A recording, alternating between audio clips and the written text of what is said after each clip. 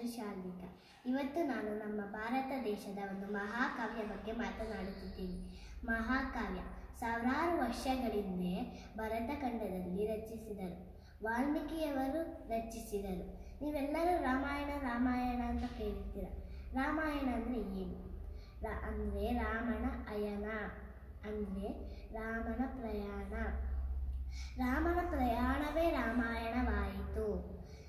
ರಾಮ ವಿಷ್ಣುವಿನ ಅವತಾರವಾಗಿ ಪುನರ್ವಸು ನಕ್ಷತ್ರದಲ್ಲಿ ರಾಮ ಜನಿಸಿದ್ದು, ಆಟವಾಡಿದ್ದು ಎಲ್ಲ ಇವತ್ತಿಗೂ ನಮ್ಮ ಉತ್ತರ ಪ್ರದೇಶದ ಅಯೋಧ್ಯೆಯಲ್ಲಿದೆ.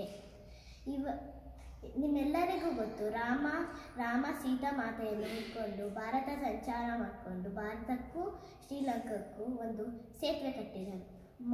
ರಾಮ ಸೇತುವೆ ಇವತ್ತಿಗೂ ನಮ್ಮ ಕಣ್ಣ ಮುಂದೆ ನೋಡಬಹುದು. ಅದನ್ನು ರಾಮ ಪಾತ್ರಗಳನ್ನೆಲ್ಲ ನಮಗೆ ಹೇಗೆ ಬದುಕಬೇಕು ಅನ್ನೋದು ತಿಳಿಸುತ್ತೆ. ನಮಸ್ಕಾರ.